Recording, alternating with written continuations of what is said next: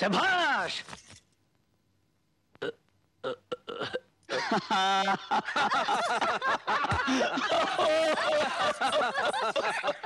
శభాష్.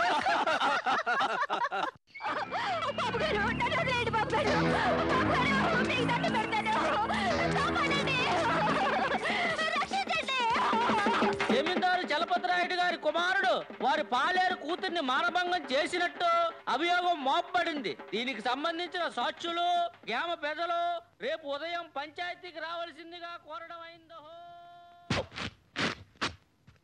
దండాలండి అయ్యా. ఏ ఊరు? సీతానగరం అండి. పెద్ద చెరువు గండిపడి పాలెం కొట్టుకుపోయిందంటండి. ఓహో, ఆ ఊరికి సరిపడగా ధాన్యం తోలించి 10,000 ఇచ్చి పంపించాను. మార్టే నుండి వచ్చానండి అయ్యా. ధర్మసత్రం పెట్టి అన్నదానం చేస్తున్నారండి. ఆహా, ఓ 200 బస్తాలు పంపించాను. అలాగేనండి. ఉంటానండి. వీరవాసం నుండి వచ్చానండి అయ్యా. అనాథాశ్రమం పెట్టి 400 మంది పిల్లల దాకా పోషిస్తున్నారండి. శభాష్, 1000 బస్తాలు పంపించండి. 1000? మా రాజు సల్లంగా ఉండాలి. కాసేపు వాళ్ళ ఆపు. అలాగేనండి. రే పెదరాయుడు, నాన్నగారు నా తోడబుట్టింది వస్తోందిరా, కూర్చోడానికి మంచం వేయించు. రామ్మా రా. ఎందుకమ్మా ఈ ఎండలో పడి పొలం దాకా వచ్చావు? ఇంటికి వచ్చి ఉండొచ్చు కదా. అది చెప్పమ్మా. రేపు పంచాయతీ. తెలుసమ్మా. అక్కడ దోషిగా నిలబడిపోయేవాడు నా కొడుకు. అది కూడా తెలుసమ్మా. అన్నయ్య, నువ్వు నన్ను జమీందారుల కుటుంబంలో ఇచ్చావు. రేపు నువ్వివ్వబోయే తీర్పు మీద ఆ వంశం పరువు మర్యాదలు ఆధారపడి ఉన్నాయి. ఏదో చిన్నతనం వల్ల తెలియక నా కొడుకు పొరపాటే చేశాడు. నువ్వు పెద్ద మనసు పెట్టి వాడిని క్షమిస్తే.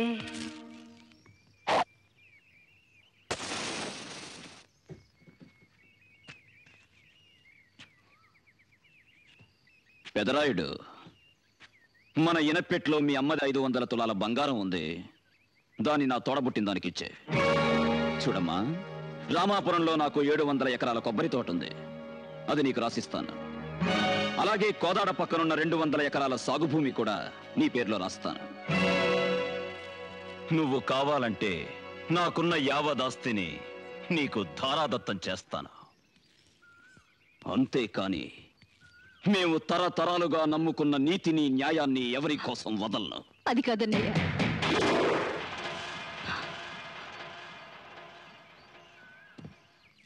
నీ రక్తం పొంచుకు పుట్టిన దాన్ని. నీతి నిజాయితీ నీకు 2 కళ్ళని నాకు తెలుసు.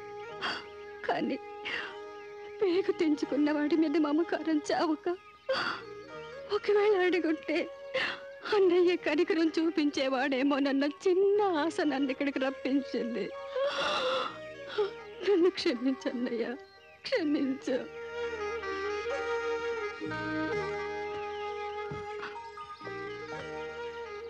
బాధపడుతున్నావా అత్తయ్య? లేదు బాబు, గర్వపడుతున్నాను. ప్రతి ఆడితే తెల్లవచ్చు, కానీ కొంతమంది అదృష్టవంతులకు మాత్రమే ఇలాంటి అన్నయ్యకు చెల్లెలయ్యే భాగ్యం లభిస్తుంది. వస్తాను బాబు.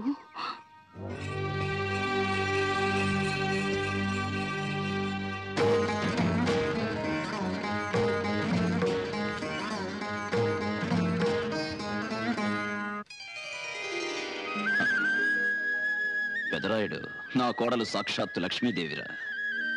నువ్వు పని మీద బయటికి వెళ్ళేటప్పుడు ఓ చెంబుడు మంచినీళ్ళు ఆవిడ చేత్తో తాగి వెళ్ళు. శుభం జరుగుతుంది. అలాగే నాన్నగారు.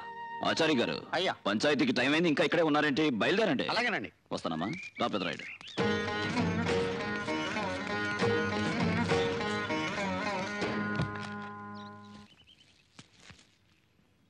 వాళ్ళు జాగ్రత్త అమ్మా. మీరు వెళ్ళరండి మావయ్య గారు, బిడ్డలు నేను జాగ్రత్తగా చూసుకుంటాను. శభాష్, చాలా సంతోషం అమ్మా. మరుదుల్ని చూసుకుంటాను అనకుండా బిడ్డల్ని చూసుకుంటానన్నావే, నాకు చాలమ్మా. పెదరాయుడు, పోనీ.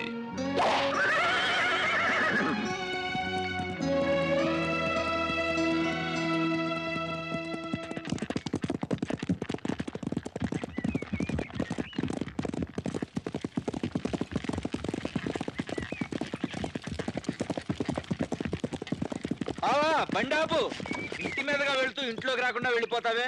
లోపలికి వచ్చి కాసిన మజ్జిగ తాగేళ్ళు. తీర్పు చెప్పబోయే ముందు నేరం మోపబడిన వాళ్ళ ఇంటి వైపు కన్నెత్తి కూడా చూడను. నేరం రుజువు కాని పక్షంలో తీర్పు చెప్పిన తర్వాత వచ్చి నా చెల్లెలి చేతి వంట కడుపు నిండా తిని వెళ్తాను. బావా, నువ్వెవరి మీద అయితే తీర్పు ఇవ్వబోతున్నావో వాడు నీ చెల్లెలి కొడుకు మాత్రమే కాదు, రావు బహదూర్ రంగారావు గారి మనవడన్న సంగతి కూడా గుర్తుంచుకుంటే అందరికీ మంచిది. రాయుడు పోనీ.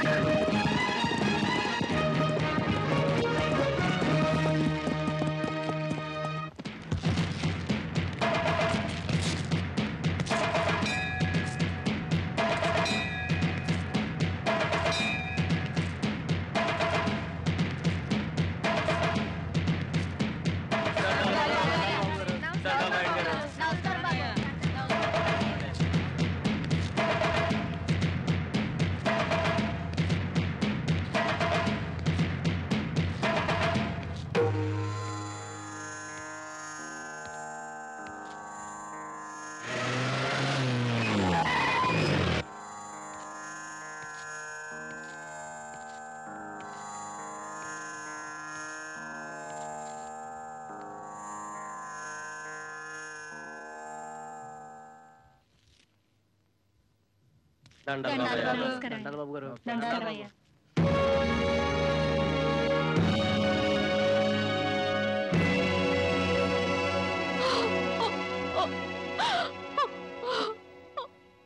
మొదలు పెట్టండి. రేయ్, జరిగిందేంటో అయ్యగారికి వివరంగా చెప్పుకోండి.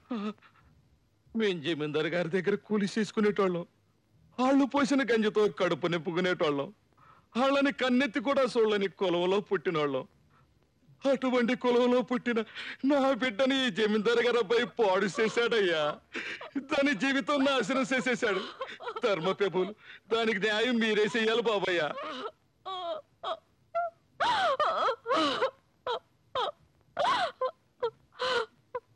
నువ్వు ఆ పిల్లకి తండ్రివి, నీ మాటలెలా నమ్మడం? వేరే సాక్షులు ఎవరైనా ఉన్నారా? నేనున్నాను బాబయ్య. నువ్వు ఆ పిల్లకి ఏమవుతావు? మేనమామనండి. నీ సాక్ష్యం చెల్లదు. నేను కల్లారా చూశానయ్యా. నువ్వు ఆ పిల్లకి చుట్టానివేనా?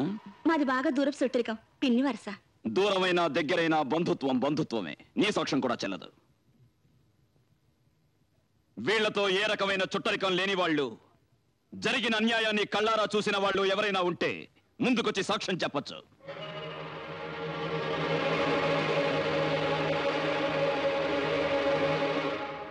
మీరెవ్వరికీ భయపడాల్సిన అవసరం లేదు. మనమందరం భయపడాల్సింది ఆ భగవంతుడికి, మన మనస్సాక్షికి. చెప్పండి.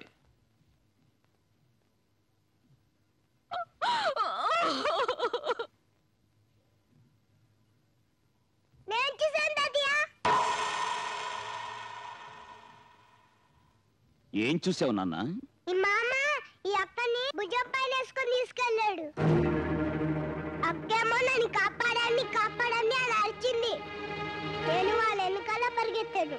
గాజుల గుట్ట మీద ఉన్న పాత బంగ్లాలోకి అక్క తీసుకెళ్లి తలుపేశాడు. లోపల నుంచి అక్క ఏడుపులు కేకలు వినిపించాయి. అదే తాతయ్య నేను చూసింది. ఏరా నీతి లేని కుక్క! మన కింద పనిచేసే వాళ్ళకి తిండి బట్ట ఇచ్చి అండగా నిలబడి ఆశ్రయం ఇవ్వడం యజమానిగా మన ధర్మం. అలాంటిది నిన్నే నమ్ముకుని నీ పంచన పడున్న వాళ్ళ పడకనే పంచుకున్నావంటే మృగానికి నీకు తేడా లేదు. రాయ్ అయ్యా, గుళ్ళోకి వెళ్ళి అమ్మవారి పసుపు తాడు పట్రా. అట్టాగేనయ్యా. ఇదిగో అమ్మాయి, ఇలా రా. ఏ చేతులతో అయితే ఆ అమ్మాయి జీవితాన్ని నాశనం చేశావో అదే చేతులతో ఆ అమ్మాయి మెళ్ళో తాళి కట్టి కొత్త జీవితాన్ని ఇవ్వు. ఇదే ఈ పాపారాయుడు తీర్పు. పాపారాయుడు, నీ తీర్పు మార్చు. అయినా ఇలాంటి అలగాజనంతో ఆడుకోవటం మాలాంటి జమీందారులకు మామూలే. నేను నీ చెల్లెలి భర్తని, వీడు మాకు పుట్టిన బిడ్డ. కాస్త ముందు వెనక ఆలోచించి తీర్పు ఇవ్వడం నేర్చుకో. ఆపరా, ఆపరా, ఆపరా, ఆపరా, ఆపరా. అంతకు మించి ఒక్క మాట ఎక్కువ మాట్లాడితే నీ నాలుక చీరేస్తాను. నా కళ్ళలోకి సూటిగా చూసి మాట్లాడడానికి భయపడే నువ్వు నా తీర్పుకి ఎదురు చెప్తావా? ప్రాణాలు తీస్తాను. బంధాలు బంధుత్వాలు కాదురా నాకు కావలసింది. నాకు కావలసింది నీతి, న్యాయం, ధర్మం. పుట్టిన పుట్టుక కాదురా ముఖ్యం. నాకు ముఖ్యం జరిగిన అన్యాయం, జరగాల్సిన న్యాయం. తీరా తాళి కట్ట రా వెళ్ళి. అప్పరాయుడు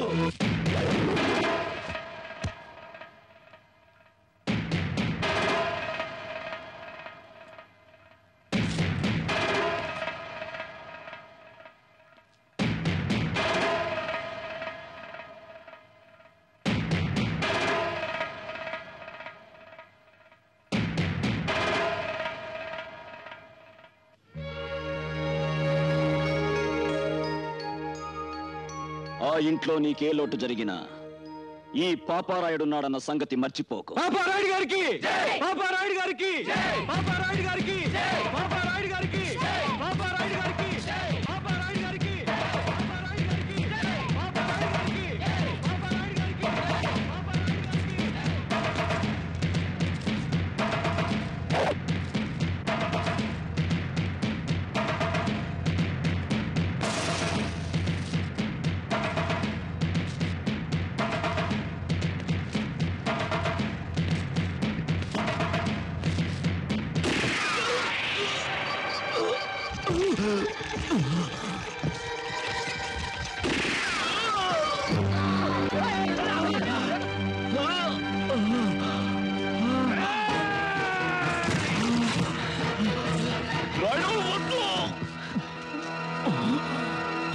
వద్దు, నా చెల్లెలి పసుపు కుంకాలు తుడిచేయద్దు.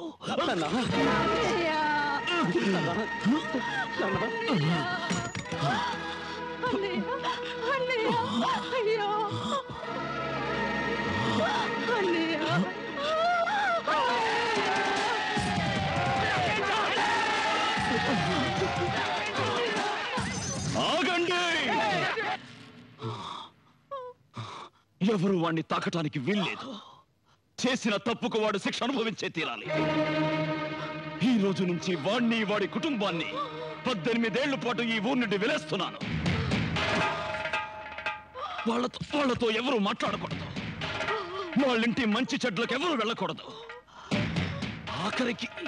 ఆఖరికి వాళ్ళింట్లో పచ్చి మంచినీళ్లు కూడా ముట్టుకోకూడదు. దీన్నెవరు అతిక్రమించినా వాళ్ళకు కూడా ఇదే శిక్ష వర్తిస్తుంది. ఇదే ఈ పాపారాయుడు తీర్పు.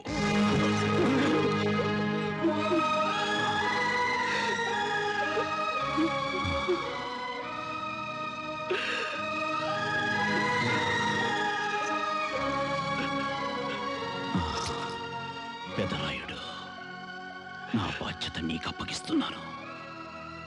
తీర్పు చెప్పేవాడి దృష్టిలో అందరూ ఒక్కటే. న్యాయం మన ఊపిరి, ధర్మం మన ప్రాణం. ఎప్పుడైతే మనం తప్పుడు తీర్పిచ్చామో ఆ క్షణమే మనం చచ్చిపోయినట్టు లెక్క. గుర్తుంచుకో.